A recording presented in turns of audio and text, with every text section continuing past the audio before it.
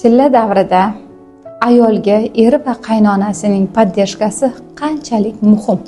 Tug'ruqdan keyin ayolda ko'p qon yo'qotishlar bo'ladi. Natijada ayol depressiyaga tushishi, immunitet jihatdan ham pasayishi bo'ladi.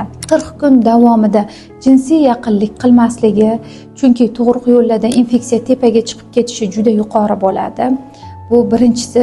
Ikkinchi o'rinda og'ir nagruzka, ya'ni og'ir yuklamalarni bajarmasligi, boladan boshqa og'ir narsani ko'tarmasligi va kaloriyali ovqatlar yeyishga e'tiborli bo'lish kerak. Oqsilli ovqatlarni ko'proq iste'mol qilishi va ko'proq uxlashi, dam olishi kerak bo'ladi. 40 kun davomida organizm o'z holatiga sekin-sekin qaytadi va ruhiy tarafdan emotsional o'zgarish bo'ladi.